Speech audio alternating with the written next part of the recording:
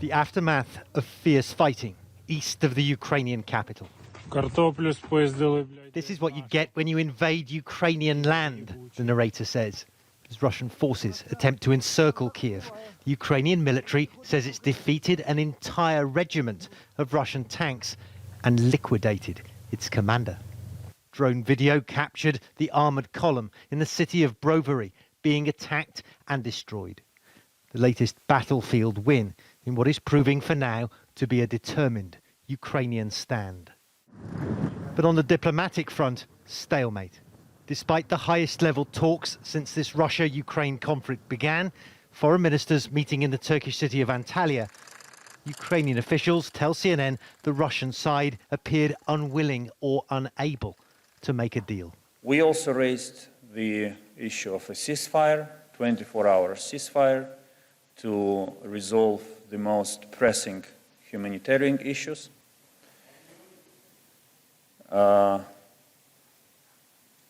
We did not make progress on this since it seems that there are other decision makers for this matter in Russia.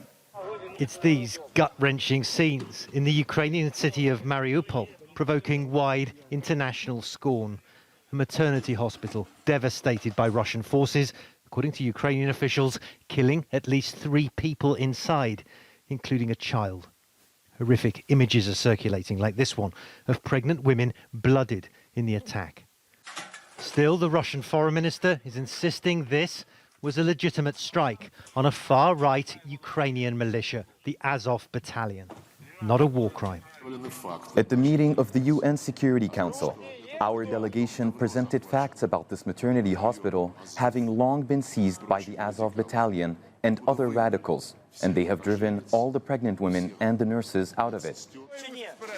But in cities across Ukraine, trapped civilians are desperately escaping the fighting.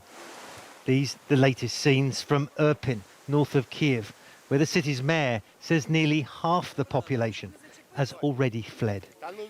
With no peace in sight, Ukraine's capital is emptying as Russian forces advance.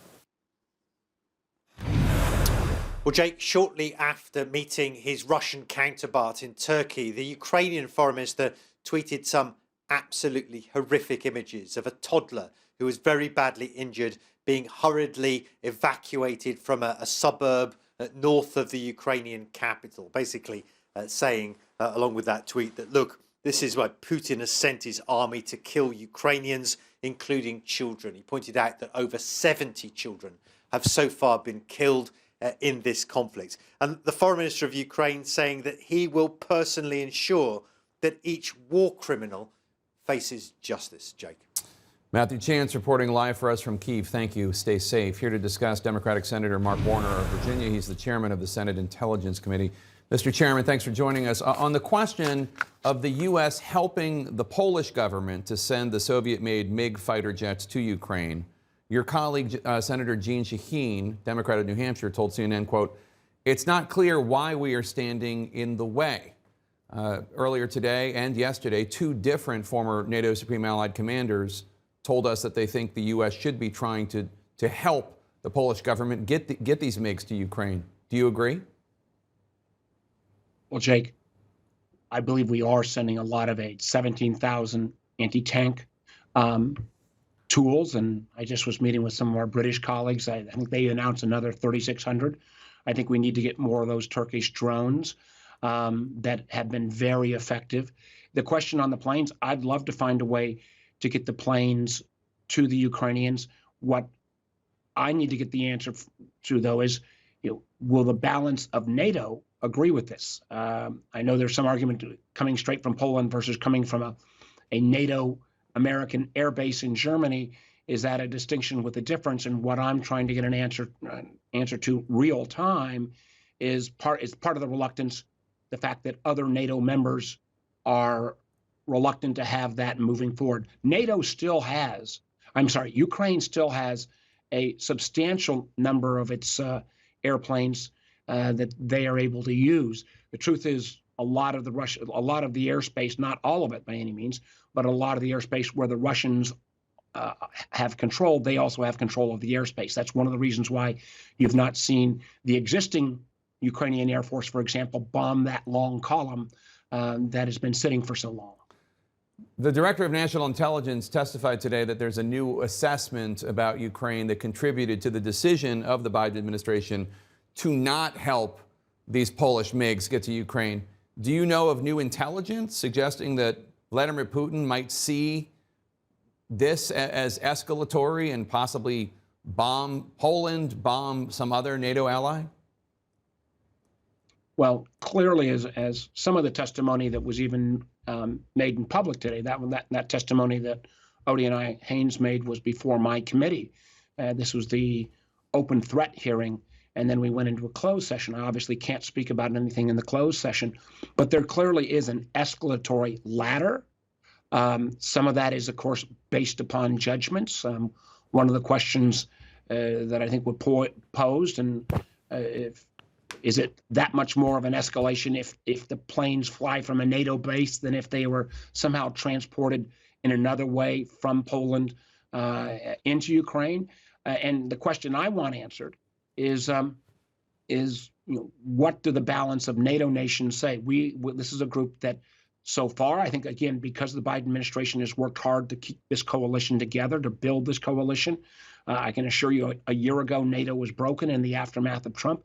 It has been built back the last 4 months, particularly with our British allies. We've had to convince the reality of the threat, and now NATO has that. What I don't want to have happen is that unified force against Putin's aggression splinter in any way. And that's the question I'm trying to get the answer to. There are all these pro-Russia social media accounts trying to convince the public that these news reports about Ukrainians suffering and dying are not true. They're falsely claiming that the victims we've seen on TV are crisis actors. It's obviously offensive and false. What's your reaction when you see this propaganda campaign by Russia that these are crisis actors and not actual Ukrainian victims? Well, Jake, as you may recall, when the war first started, I wrote all of the major social media platforms to not allow Russian entities to monetize themselves during this tragedy. And and I'm a big critic of the social media platforms for the most part, but most of them took off. RT took off, Sputnik. Many of them made clear that there was not American advertising backing that. On the question, and I'm trying to get more intel again on the fake social media posts, this is a little bit of a conundrum. We've got American companies who provide some of the internet backbone for the internet in Russia. Some of them are exiting, and on that level I applaud, and maybe some of those Russian social media fake videos cannot get out within Russia into the rest of the world. The flip side of that, of course, is that many of the images of opposition to Russia, there was a classic example recently where there was a governor out in Siberia at some form of town hall, and his citizens were basically saying, why did you send our young men who were in a police brigade to Belarus? You told us they were going for a training mission and they're being used as cannon fodder. So that obviously was where the internet was being used as a powerful statement for the Russian people to hear some of the protests. So getting this right, I do think the social media companies need to do more to take down these false videos. That is something, disinformation, misinformation, that we've been urging for some time. But taking down the whole internet inside Russia itself is a bit of a dual-edged sword at this point.